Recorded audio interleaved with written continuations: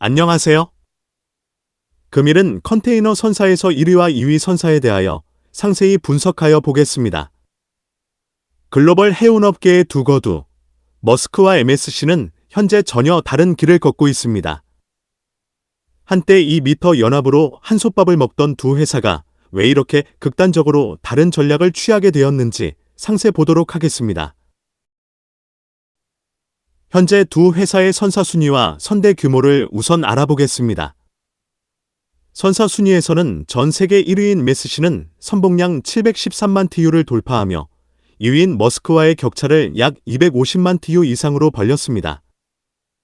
선봉량을 기준으로 시장 점유율을 보면 MSC는 21.3%, 머스크 선사는 13.8%를 차지하고 있습니다. 두 회사의 시장 점유율에서 상당한 차이를 보이고 있습니다. MSC의 선봉량은 713만 7183 TU이며 자체 보유 선박은 450만 6941 TU, 용선하여 운용하는 선봉량은 263만 242 TU, 현재 신규로 발주한 규모는 2052 792 TU입니다. 머스크 선사의 선봉량은 461만 6255 TU이며 자체 보유 선박은 278만 1145 TU, 용선하여 운용하는 선봉량은 183만 5110 TU, 현재 신규로 발주한 규모는 105 1170 TU입니다. 한때 세계 선사 순위 1위의 위치를 유지하였던 머스크 선사는 어떤 이유로 1위 자리를 메스시에 내주면서까지 회사 정책을 바꾸게 된 것인지 상세히 보겠습니다. 머스크가 선대 확장을 멈춘 이유는 명확합니다. 스스로를 더 이상 해운사가 아닌 종합물류통합자, 러지스틱스 인터그레이터로 정의했기 때문입니다. 즉, 통합물류기업으로의 변신한 것입니다. 통합물류기업으로 변신하면서 탈해운 전략을 세운 것입니다. 머스크는 바다 위에서의 운송은 이미 치킨 게임이 된 레드오션이라고 판단했습니다. 배를 늘려 점유율 싸움을 하기보다 화주의 창고에서 최종 목적지까지 모든 과정을 책임지는 엔드-투-엔드 서비스를 구축하는 데 사활을 걸고 있습니다. 물류기업으로 변신하기 위해 선박을 새로 발주할 돈으로 항공화물, 육상물류, 창고업, 디지털 플랫폼 기업들을 대거 인수하고 있습니다. 실제로 머스크는 선대 규모를 약 460만 TU 수준에서 고정하고 노후 선박을 교체하는 정도로만 투자하며 나머지 자본은 물류 인프라 확충에 쏟아 붓고 있습니다. 해운 운임은 경기 변동에 따라 널뛰기가 심합니다. 머스크는 상대적으로 수익 구조가 안정적인 육상 물류 비중을 높여 불황에도 견딜 수 있는 체질을 만들겠다는 계산입니다. 머스크 선사와 다르게 메스시사는 규모가 곧 권력이다 라는 말과 같이 압도적 선대 확장을 통한 시장 지배력을 높이고 있습니다. 스위스의 MSC는 머스크와 정반대의 행보를 보입니다. 그들은 규모의 경제라는 고전적이지만 가장 강력한 무기를 선택했습니다. 공격적인 선대 확장을 위해 MSC는 최근 몇 년간 중고선을 싹쓸이하고 신조선을 대량 발주하며 현재 710만 TU가 넘는 압도적 1위 자리를 굳혔습니다. 2위인 머스크와의 격차는 이제 웬만한 중대형 선사 하나 규모만큼 벌어졌습니다. 메스시는 선대가 워낙 크기 때문에 다른 선사와 동맹, 얼라이언스를 맺지 않고도 전 세계 주요 항로를 단독으로 운영할 수 있는 수준에 도달했습니다. 이는 의사결정의 속도를 높이고 타사와의 이해관계 충돌 없이 독자적인 노선을 짤 수 있는 엄청난 강점이 됩니다. MSC의 정책은 단순합니다. 가장 많은 배로, 가장 낮은 비용에, 가장 자주 운송한다는 것입니다.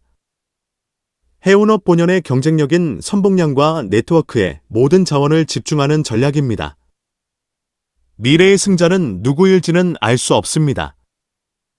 하지만 단기적으로는 MSC가 유리해 보이지만 장기적 승패는 화주들의 선택에 달렸다고 할 수 있습니다. 메스시가 승리할 시나리오를 보면 결국 해운은 비용 싸움이다 라는 것입니다.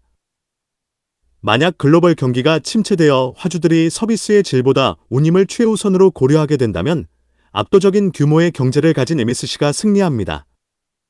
메스시는 낮은 단위당 비용을 무기로 경쟁사들을 고사시킬 수 있는 힘이 있습니다. 또한 단독 운항을 통해 시장 변화에 훨씬 유연하게 대처할 것입니다. 머스크가 승리할 시나리오를 보면 공급망 관리의 시대입니다.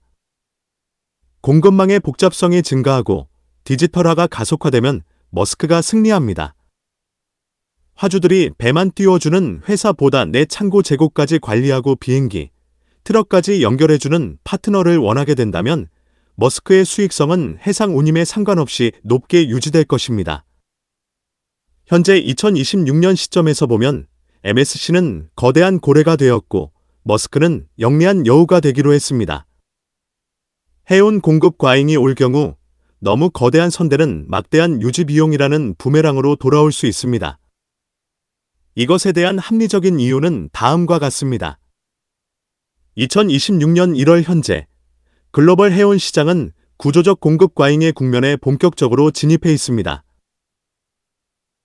팬데믹 시기에 기록적인 수익을 올린 선사들이 발주했던 거대 신조선들이 대거 인도되기 시작했기 때문입니다. 데이터에 따르면 2026년은 수요 성장보다 공급 성장이 훨씬 빠른 공급 과잉의 해입니다. 공급 성장은 약 4.0%, 6.0%로 신조선 인도가 지속되고 있습니다. 하지만 수요 성장을 보면 약 0.5%, 1.7%로 글로벌 경기 둔화 및 관세 전쟁 여파로 줄고 있는 것입니다. 현재 전 세계 선대의 약 31에서 34%에 달하는 약 1000만 TU 규모의 신규 선박이 인도 대기 중이거나 투입되고 있습니다. 이런 상황에도 MSC가 견딜 수 있는 이유는 세계 정세 변화의 영향이 큰 것입니다. 수치상으로는 심각한 공급 과잉이지만 실제 운임이 폭락하지 않고 유지되는 이유는 지정학적 리스크 때문입니다. 수에즈 운하통항 제한으로 선박들이 희망봉으로 우회하면서 운항거리가 늘어났습니다. 이 과정에서 남는 선복량의 약 10% 이상이 자연스럽게 흡수되고 있습니다. 선사들은 공급량을 조절하기 위해 의도적으로 배 속도를 줄이는 감속 운항, 슬로우 스티밍, 과임시 결항을 시행하여 공급 과잉의 충격을 완화하고 있습니다. 현재의 선복량은 글로벌 물동량 대비 과도한 수준, 오버커패서티입니다.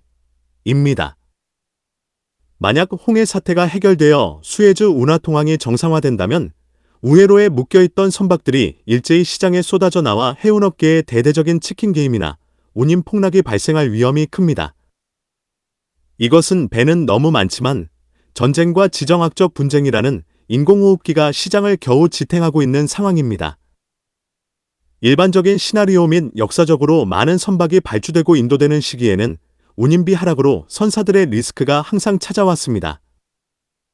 많은 선박들이 발주 취소 또는 물량을 확보하지 못한 선박이 외항에 정박하여 대기하는 상황까지 발생하기도 했습니다. 지금은 그와 같은 폭탄을 품고 시장은 달리고 있는 것이 아닌가 싶습니다. 그럼 머스크 선사의 리스크는 없는 것인가입니다. 물류 통합 과정에서 기존 파트너였던 포워더, 운송 주선인 들과 경쟁하게 되면서 고객 이탈이 발생할 수 있습니다. 또한 물류 기업 인수에 쓴 천문학적인 돈만큼 수익이 나지 않을 경우 주주들의 거센 비판에 직면할 것입니다. 결국 미래 해운 물류의 승자는 해상 운송의 효율성과 육상 물류의 연결성 중 시장이 무엇에 더 높은 가치를 부여하느냐에 따라 갈릴 것입니다. 머스크가 인수한 주요 물류 기업 리스트와 MSC가 독자 노선을 구축하기 위해 집중하는 전략 항로에 대해 구체적인 사례를 들어 상세히 설명해 드리겠습니다. 머스크 선사는 인수합병, M&A를 통해 바다 밖의 영토 확장입니다. 머스크는 지난 몇 년간 수십조 원을 쏟아부어 해운의 색깔을 빼고 종합 물류의 색깔을 입혔습니다. 주요 인수 사례를 보면 이들이 어디에 집중하는지 알 수 있습니다. 레프 러지스틱스, 홍콩, 2022년 인수는 아시아 전역에 강력한 창고 네트워크를 가진 기업입니다. 이를 통해 머스크는 단순히 배를 대는 수준을 넘어 아시아 제조 거점의 내륙 창고 관리 권한을 손에 넣었습니다. 세너터 인터내셔널, 독일, 2022년 인수는 대형 항공 화물 포워더입니다. 머스크는 이를 통해 메어스 에어 카우고를 출범시켰고 해상 운송이 너무 오래 걸리는 긴급 화물을 직접 비행기로 나르는 시스템을 구축했습니다. 비저벨 SCM, 미국 2021년 인수는 전자상거래, 이커머스, 물류 전문 기업입니다. 아마존처럼 주문이 들어오면 바로 포장해서 배송하는 폴필먼트 서비스를 직접 하겠다는 의도입니다. 마어턴 벤처, 덴마크 2022년 인수는 대형 프로젝트 화물, 풍력 발전기, 공장 설비 등 전문 물류사입니다. 일반 컨테이너뿐만 아니라 특수 화물 시장까지 장악하겠다는 의지입니다. 결국 머스크 선사는 이들 기업을 인수함으로 화주가 베트남 공장에서 만든 옷을 미국 뉴욕의 매장 매대에 진열해줘라고 주문하면 머스크가 트럭 창고 배 항공 최종 배송까지 한 번에 처리하고 하나의 청구서만 발행하는 구조를 만든 것입니다. MSC의 전략 항로 및 터미널 투자는 바다의 요새 구축입니다. MSC는 머스크처럼 비싼 물류 회사를 사는 대신 그 돈으로 배가 다니는 길, 항로, 과 배가 정박하는 곳, 터미널을 장악하고 있습니다. 아시아 유럽 항로의 단독 지배입니다. 과거에는 이 미터 연합을 통해 머스크와 배를 나누어 탔지만 이제 MSC는 이 황금 노선에 자신들의 거대 선박 24,000TU급을 단독으로 촘촘히 배치하고 있습니다. 동맹사와의 협의 없이 운임을 즉각적으로 조정하여 물량을 싹쓸이하는 포식자 전략을 구사합니다. 아프리카 및 신흥 시장 공략으로 발로어 애프리커 러지스틱스 인수입니다. MSC는 2022년 아프리카 최대 물류 네트워크인 볼로레 아프리카 로지스틱스를 인수했습니다. 이 같은 기업을 인수한 이유는 아프리카는 항만 시설이 낙후되어 진입 장벽이 높습니다.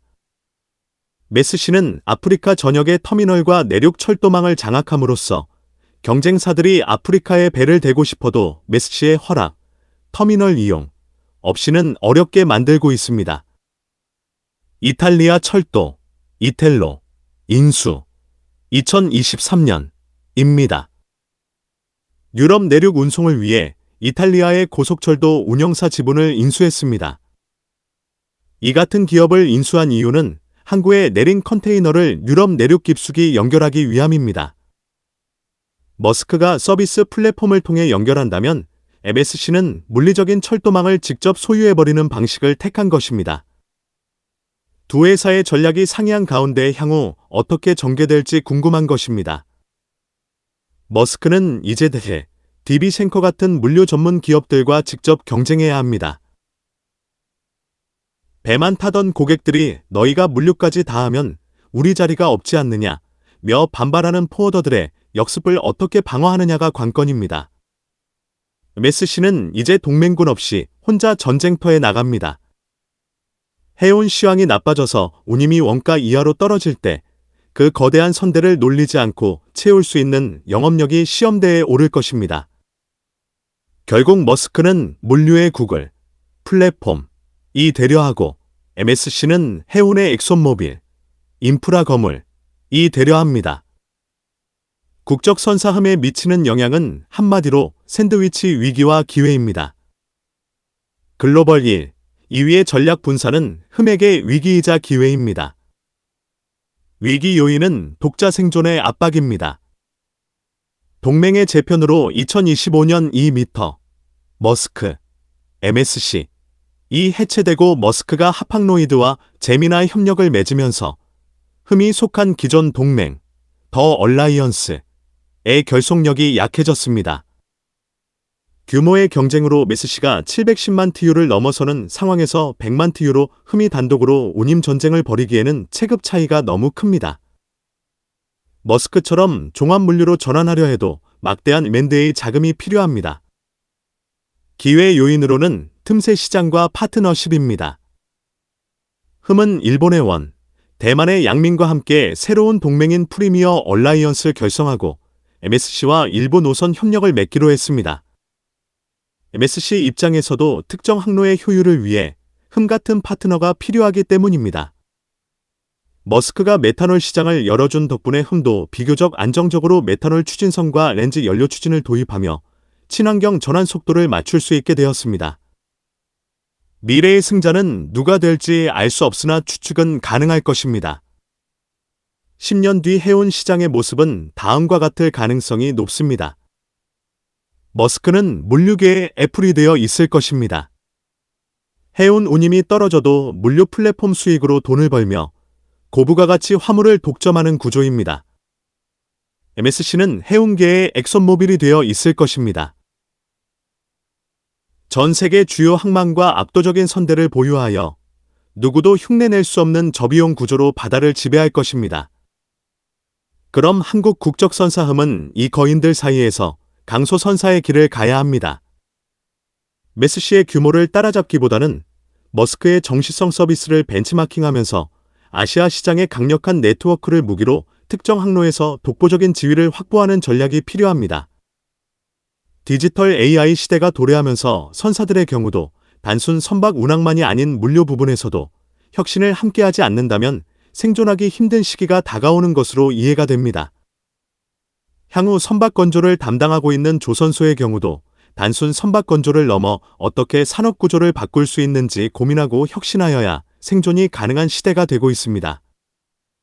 선박, 해양 관련 산업 및 기술에 대한 궁금한 점이 있는 분들은 아래의 카페로 방문을 하시면 많은 정보와 도움을 받으실 수 있을 것으로 생각합니다. 감사합니다.